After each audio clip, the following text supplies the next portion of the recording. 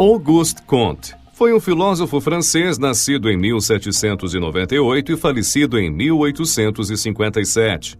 Comte fundou o positivismo e também é considerado o pai da sociologia. Para ele, apenas o conhecimento científico deve ser considerado válido, e essa é a base de sua filosofia.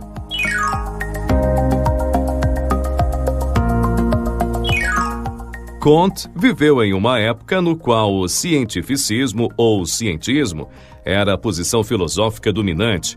O cientificismo é a crença de que só a ciência é capaz de resolver todos os problemas humanos.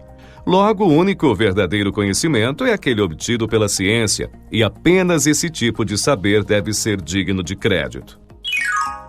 O cientificismo resultou da grande popularidade obtida pelas ciências físicas e mentais, que se difundiram no contexto do empirismo britânico e do sensacionalismo francês.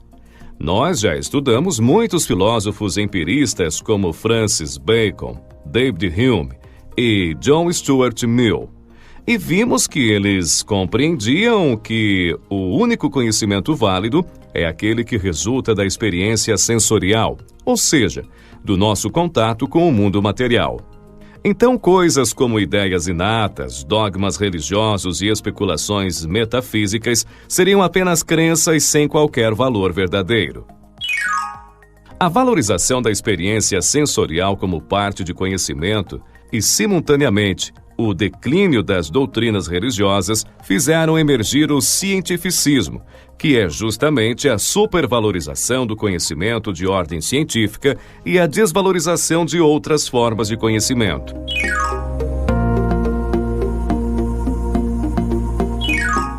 Para Comte, as únicas coisas das quais podemos ter certeza são aquelas que podem ser observadas publicamente e que podem ser compartilhadas com outras pessoas. Os dados científicos, por exemplo, podem ser publicamente observados, de maneira que outras pessoas interessadas também possam verificar a exatidão desses dados. Logo, o conhecimento obtido pela ciência é digno de confiança. Isso diferencia o conhecimento científico de outros tipos de saberes, como as doutrinas religiosas, as crenças individuais e as superstições.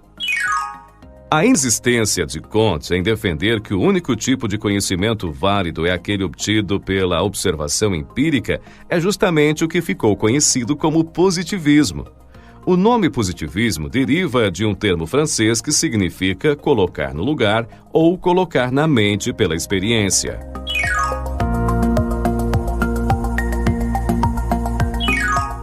Comte, assim como James Mill e John Stuart Mill, foi um reformista social. Então, ele se interessava pela ciência como uma forma de aperfeiçoar a sociedade. Por isso, o conhecimento científico precisava ser útil, na visão de Comte.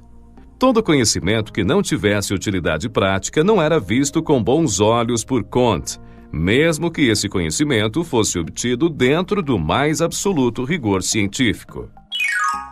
Para Comte, a ciência deveria considerar primeiramente o valor prático de suas descobertas, ou seja, ela deveria identificar as relações entre fenômenos físicos regulados por leis e, uma vez que essas relações se tornassem conhecidas, elas deveriam ser usadas para se prever e controlar o ambiente de modo a melhorar a vida das pessoas. Em poucas palavras, o papel da ciência seria o de nos oferecer maior controle sobre a natureza para a melhoria da vida humana.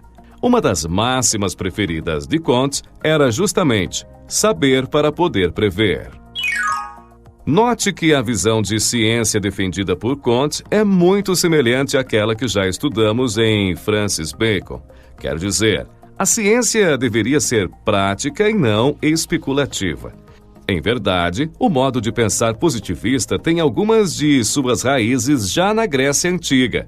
O filósofo Epicuro, por exemplo, procurou libertar o homem da teologia, oferecendo uma explicação do universo baseada em leis naturais.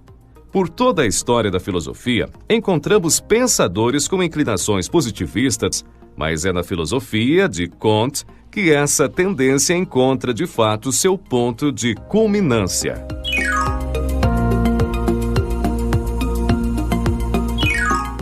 As sociedades, de acordo com Comte, passam por 3 estágios no que diz respeito às explicações sobre os fenômenos naturais.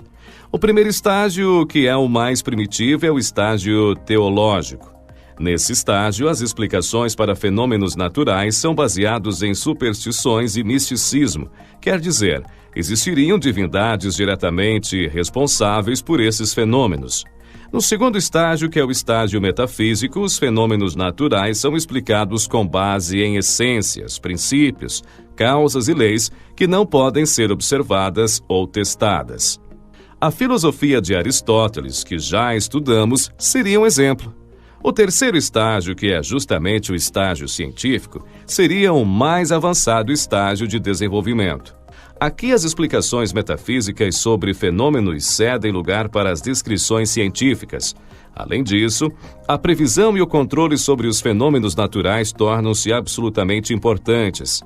Esse terceiro estágio, portanto, seria o estágio no qual o positivismo é aceito.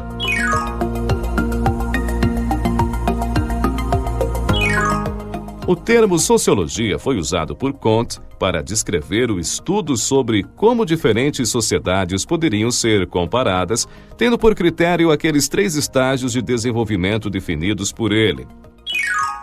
Mas Comte também considerava que todos nós passamos individualmente por esses 3 estágios. Quer dizer, quando somos crianças, nossas explicações para os fenômenos naturais são teológicas. Nós nos satisfazemos com as explicações que se apoiam na religião. Já na juventude, nos tornamos metafísicos e procuramos explicações menos simplórias para os fenômenos que observamos.